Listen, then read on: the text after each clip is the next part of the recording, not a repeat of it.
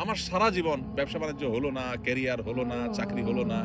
আমি একটা কথা সবসময় বলি প্রবাসীদের মজলিসগুলোতে বিশেষ করে, প্রবাসীদেরকে একটা কথা কমন শুনতে হয়, সেটা হলো তোর পরে বিদেশ যায় এত বেশি জমি জমা কিনছে কেমনে, তুই কি করলি? হ্যাঁ, একই কথা মায়ের, একই কথা বাপের, বন্ধু বান্ধবের, বউয়ের, সবাই একই কথা। তোর লগে একসাথে গেছে, যা 20,000 টাকা পরিশোধ করছে, দেনা দায় পরিশোধ করছে, এলাকার জমি জমা সব কিনা ভরা ফেলতেছে, বাজারে দোকান নিয়েছে, শুনছি ঢাকাও ফ্ল্যাট বুকিং দিছে। আর তুই কি করস? তোর সাথে একসাথে গেছে, প্রতি বছর একবার করে আসে, তুই 3 বছর আসতে পারস না, তোর টাকা হয় না, কি করলি তুই? এই কথাগুলো খুব বেশি শোনা লাগে না আপনাদের? এটা কেন হয়? ওই যে বললাম, পুরো ফ্যামিলিকে টাকা দিবেন, এটা তার মাথা ঢুকেছেন, আপনার মাথাও পোক ঢুকছে, তার মাথাও পোক ঢুকাইছেন। সেও মনে করে টাকা দিতে পারলেই ছেলে আমার সাকসেস, ছেলে আমার সততার পথে থাকতে পারলেই সাকসেস, এটা তার মাথায় ঢুকে নাই, আপনার মাথায়ও সেটা নাই। এই জন্য সেও সুখে নাই, আপনিও সুখে নাই, না সে সুখে আছে না আপনি সুখে আছেন। এই জন্য ভাই দৃষ্টিভঙ্গিটাকে বদলানোর চেষ্টা করি, আল্লাহ তাআলা আমাদেরকে সে তৌফিক দান।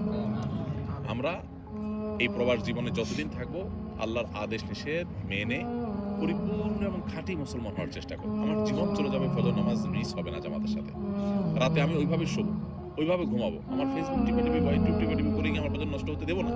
যে চাকরি করতে গেলে আমার নামাজই হয় না, ইবাদতই হয় না, চাকরি আমি করবো না। এখানে আপনাদের জন্য কত সহজ ভাই, যারা ইউরোপ আমেরিকা পশ্চিমা দেশগুলোতে চাকরি করে, শতকরা কত % মানুষ হালাল চাকরি করতে পারে সেটা একমাত্র আল্লাহ ভালো জানে। অফিসে ছেলে মেয়ে যে মিক্সিং যে পরিমাণ হয়, চাইলেও নিজেকে বাঁচাতে পারে। মিউজিক ছাড়া মাথা ঘোরানোর কোনো জায়গা নেই, সব জায়গায় টয়লেটের ভিতরে মিউজিক, কেমন অবস্থা? জিন্দিগিটা মিউজিকের ভিতরে গড়ে ওঠে। এমনি নামাজি মানুষ ভালো চলতে চায়, কিন্তু আপনারা এখানে সৌদি আরবে মাশাআল্লাহ আল্লাহ কত ভালো রাখছে বলেন, কোনো তুলনা হয়? হাজারটা দুঃখ হয়তো আপনার থাকতে পারে, কিন্তু আপনি এখানে উপার্জন করতে গিয়ে ভেজাল পৃথিবীর যে কোনো দেশের তুলনায় সবচেয়ে কম ভেজাল ছাড়া তো পৃথিবী কোথাও নাই। কিন্তু অন্য দেশের সাথে কম্পেয়ার করলে আল্লাহ আপনাকে জান্নাতে রাখছেন। এখন এনে আমাদের শুকর আদায় করবেন। আমাদের ভাইরা যারা রেস্টুরেন্টে, এখানে যে ভাইয়ের রেস্টুরেন্ট আছে, আর অনেকে রেস্টুরেন্টের সাথে এখানে ইনভলভ আছেন মাশাআল্লাহ। ইউরোপ আমেরিকাতে রেস্টুরেন্ট মানে কি? বার, মদের বোতল থাকতেই হবে, হ্যাঁ, হারাম থাকতেই হবে। তো আল্লাহ তাআলা তো আমাদেরকে সেফ রাখছেন, তাই না?